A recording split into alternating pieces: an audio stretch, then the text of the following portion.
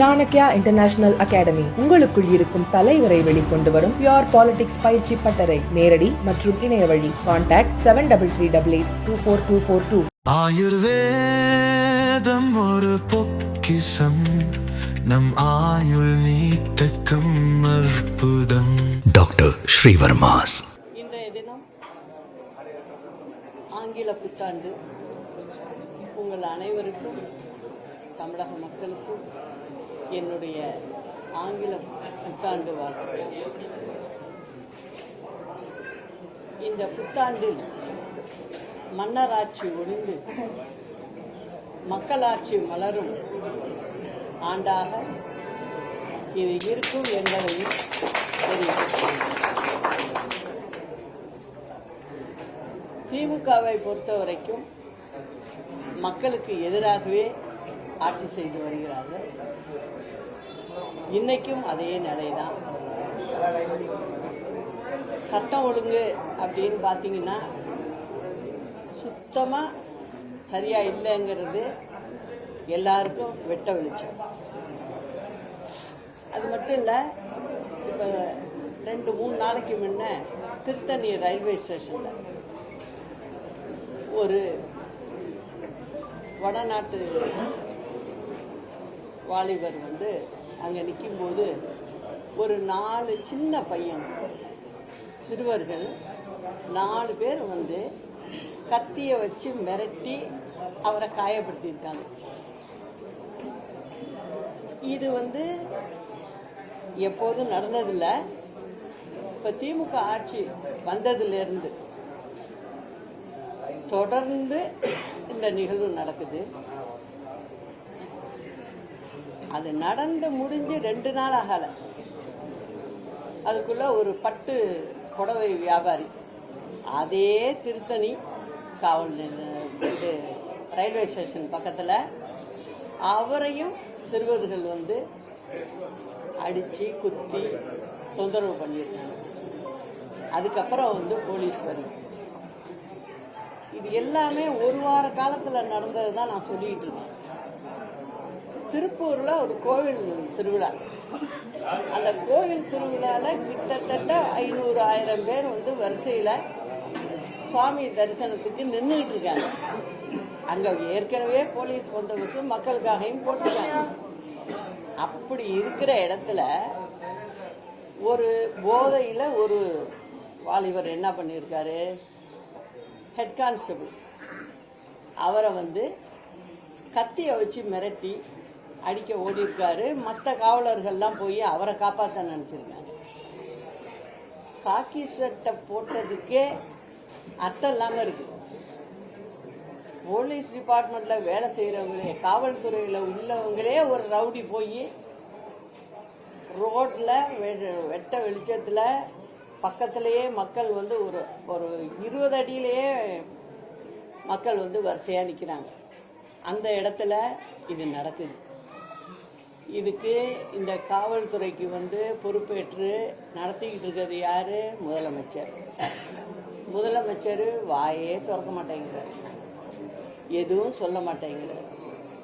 அது காவல் அதிகாரிகளுக்கு என்ன இவர் பேசுறாரு, என்ன செய்யறாருங்கிறது தெரியல. காவல்துறை அம்மா இருக்கும்போது எப்படி இருந்தது, இதே தமிழ்நாட்டு காவல்துறைங்கிறது எல்லாருக்கும் தெரிஞ்ச விஷயம்.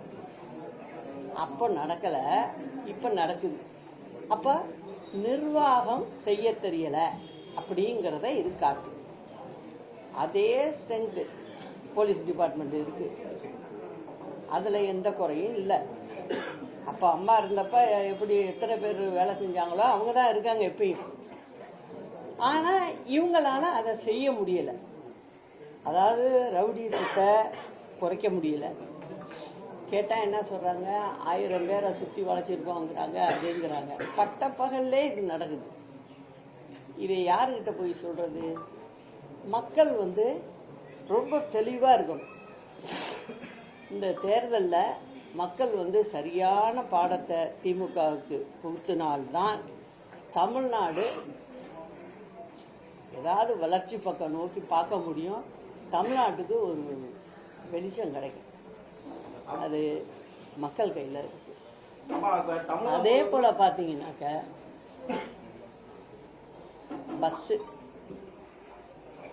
போக்குவரத்து துறை கேட்டா என்ன சொல்றாங்க, நாங்க இந்த பஸ் வாங்கிட்டோம். இப்போ ஒரு வாரத்துக்குள்ள பார்க்கணும், ஒரு கலர் பஸ் நிக்குது, டிரைவருக்கும் கண்டக்டருக்கும் பைலட்டு மாதிரி யூனிஃபார்மா இது சொல்றாங்க. பைலட்டு மாதிரி யூனிஃபார்ம் கொடுக்குறேன்னு ஒரு பக்கம் சொல்றீங்க, ஒரு பக்கம் டிரைவருங்க வேலை செய்யறவங்க என்ன சொல்றாங்க, என்னை வந்து லாகில் ஓட்டுற சொல்றாங்க, வண்டி எடுத்துக்கிட்டு போயிட்டு இருக்கேன், இடையில ஒரு நாள் ரெஸ்ட் வரும் உங்களுக்கு, இந்த நைட் டியூட்டியில் நைட்டில் ஓட்டிகிட்டு வரணும், என்னை தொடர்ந்து திருப்பி ஓட்டுன்னு சொல்றாங்க, ஆள் இல்லை, ஆள் பற்றாக்குறை, நீ ஏன் திருப்பி ஓட்டு அப்படின்னு சொல்றாங்க. நாங்கள் அந்த பஸ் ஸ்டாண்டில் எங்களுக்கு தங்கறதுக்கு கூட நல்ல வசதி கிடையாது, அங்கேயே படுத்து கையை தலைக்கி வச்சு படுத்திருந்துட்டு திரும்ப நாங்கள் உடனே பஸ் எடுக்க வேண்டியது. நாங்கள் எப்படி தூங்காமல் செய்ய முடியும்னு ஒரு பக்கம் என்ன சொல்றாங்க, 2 பேருக்கு யூனிஃபார்மை போட்டு விட்டு பைலட் மாதிரி ஓட்டுறாங்க. நான் என்ன சொல்றேன், நீங்க அதெல்லாம் செய்ய வேண்டாம். அம்மா இருந்தப்ப 2011-16 கிட்டத்தட்ட பாத்தீங்க, தமிழ்நாட்டுக்கு தேவையான பஸ் அப்படின்னு கேட்டீங்கன்னா 10,900 வேணும். அது இருந்தாதான் ஒரு நாளைக்கு பயணிக்கிற பயணிகள் எத்தனை பேருன்னு பாத்தீங்கன்னா 1,75,00,000 நபர்கள் ஒரு நாளைக்கு, ஏழை எளியவர்கள் பெரும்பாலும் அதிகமா பயணிக்கிறோம் இருக்காங்க. நான் சொல்றது தமிழ்நாடு முழுவதும். அந்த மாதிரி மக்கள் வந்து பஸ்ஸை நம்பி இருக்காங்க, பேருந்தை நம்பி இருக்காங்க. அவங்களுக்கு வேண்டிய பஸ்ஸை வாங்க முடியல அவங்களால. ஒரு பஸ்ஸை நிறுத்திக்கிட்டு அதுக்கு யூனிஃபார்ம் இப்படி கொடுக்குறோம் அப்படி கொடுக்குறோம்னு சொல்றீங்க. இது எந்த வகையில நியாயம்? அது இன்னொன்னும் சொல்லிக்கிறேன். இப்ப நீங்க பாத்தீங்கன்னா எங்க பார்த்தாலும் கவர்மெண்ட் பஸ், அரசாங்க பஸ் வந்து டயர் வெடிக்குது, அதுல ஆக்சிடென்ட் ஆகுது. கடலூர் பக்கத்துல வந்து எழுத்தூர்னு ஒரு கிராமம், அந்த இடத்துல பாத்தீங்கன்னா பஸ் போயிட்டு இருக்கும்போது, நம்ம அரசு பஸ் போயிட்டு இருக்கும்போது டயர் வெடிச்சு எதிரில் வந்த 2 வண்டி மோதி 9 பேர் ஸ்பாட்லே செத்து போயிட்டாங்க, இறந்துட்டாங்க. இந்த மாதிரி இறப்புகள் வந்து அதிகமா இருக்கு. அதை பத்தி வெளியில மூச்சு விடுறதில்ல, அதை பத்தி ஒரு வருத்தம் கூட தெரிவிக்கிறது இல்லை. அது ஒரு ரொட்டீனா நடக்கிறது மாதிரி இருக்கிறதுனால அவங்களுக்கு அது சர்வ சாதாரணமா போயிடுச்சு. இது நடக்கிறதுக்கு என்ன காரணம் அப்படின்னு பாத்தீங்கன்னா, அதாவது அம்மா இருந்து ஆட்சி செய்த போது ஒரு பஸ் வாங்கினாங்கனாக்க அரசாங்கத்துக்கு, அதாவது 3 லட்சம் கிலோமீட்டர் அது ஓடணும். 3 லட்சம் கிலோமீட்டர் ஓடிட்டுன்னா அந்த வண்டியை நிறுத்திட்டு அந்த ரூட்டுக்கு புது வண்டி தான் போடணும். அப்படிதான் அம்மா காலத்துல போட்டுக்கிட்டு இருந்தாங்க. அப்ப ஒரு இது என்ன இருந்ததுன்னா, விரைவு பேருந்து அப்படின்னு சொன்னீங்கன்னாக்க லாங்கா போறது.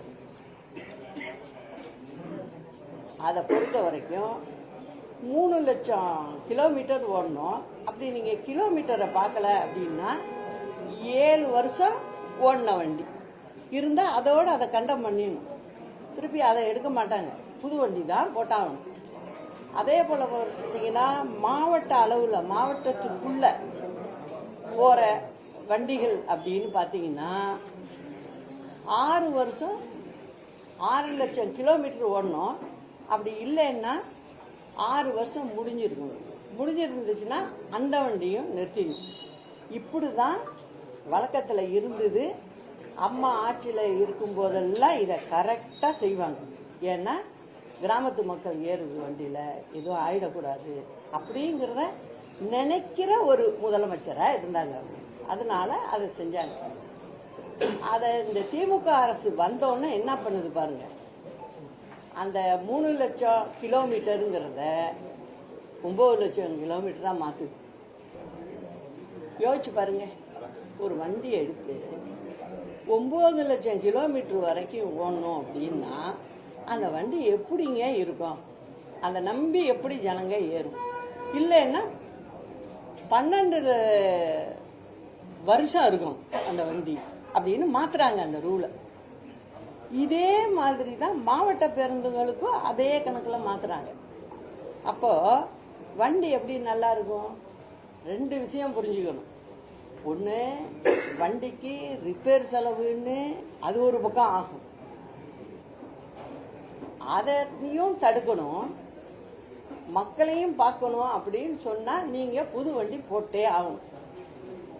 அம்மா இந்த 11-16க்குள்ள பாத்தீங்கன்னா 10,000 புது வண்டி எடுத்தாங்க, புது பஸ்ஸுகள் எடுத்தாங்க.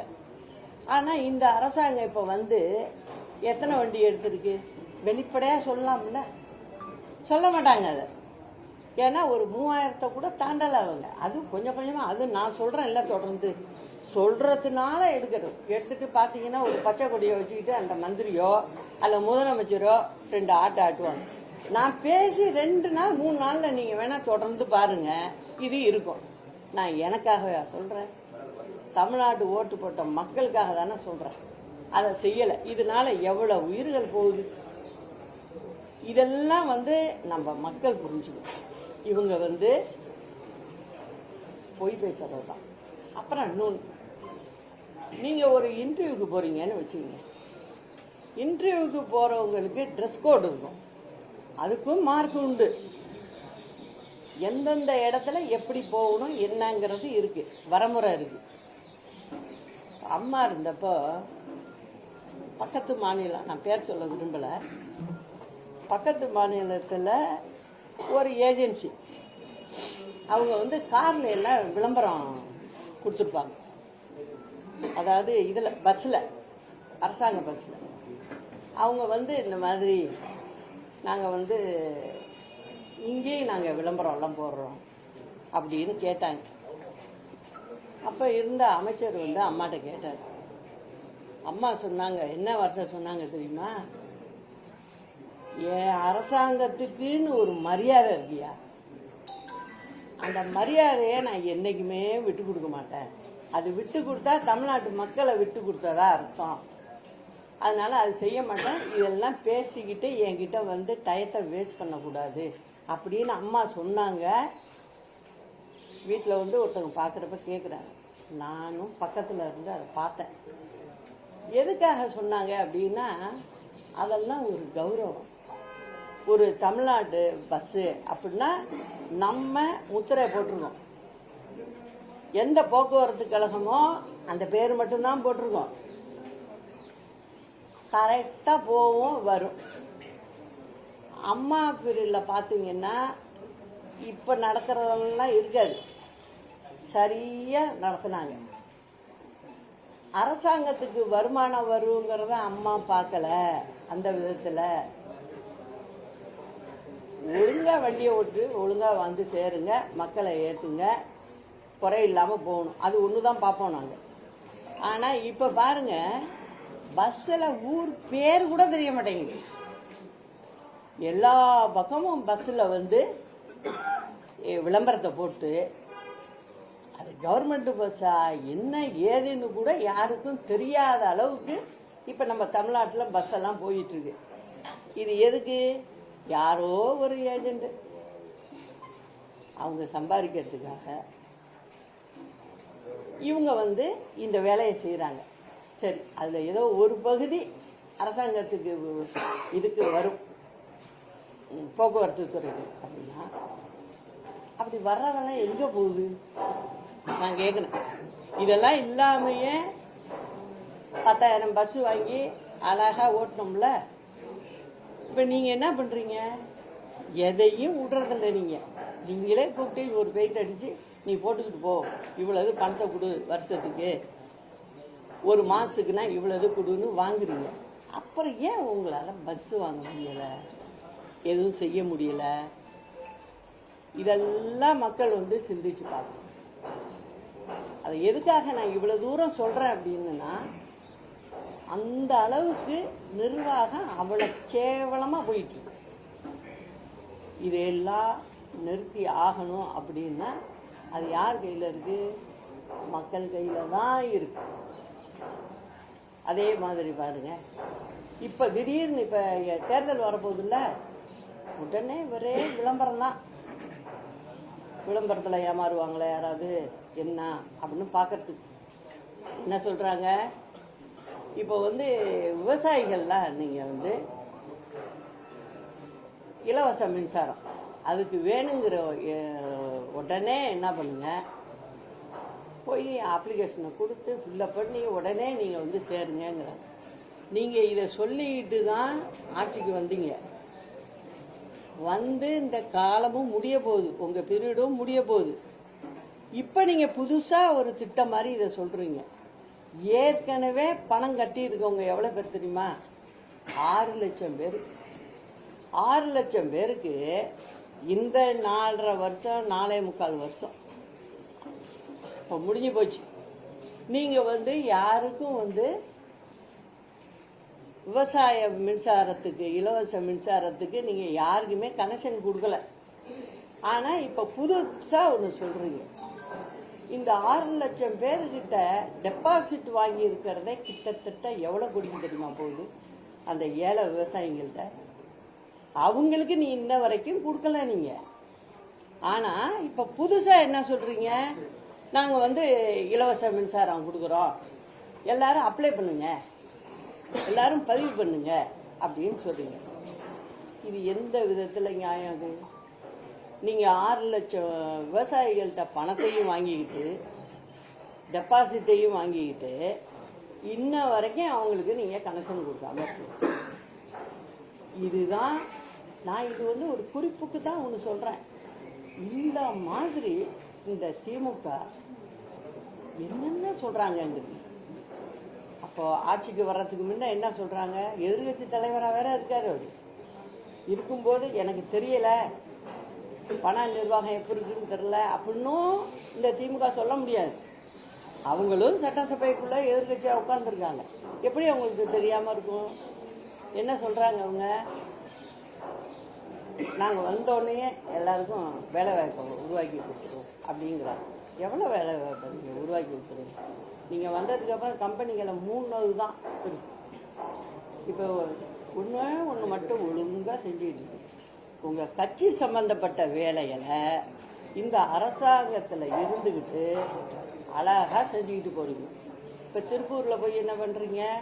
மகளிர் மாநாடு அப்படிங்கிறீங்க. அங்கே கிட்டத்தட்ட 30 லட்சம் பேருக்கு மேலே பெண்கள் வேலை இழந்து இருக்காங்க. அந்த ஊரில் போய் நீங்கள் மாநாடு கூட்டுறீங்க, அழைச்சிட்டு உட்கார வச்சு அனுப்புறீங்க. ஆனால் அவங்களுக்கு வேலை வாய்ப்பு போனதை பற்றி பேச காணோம். அவங்களுக்கு வேலை வாய்ப்பை திருப்பி உருவாக்கி கொடுக்க முடியல. இதுதான் இந்த திமுக காரங்களுடைய வேலையாக இருக்கு.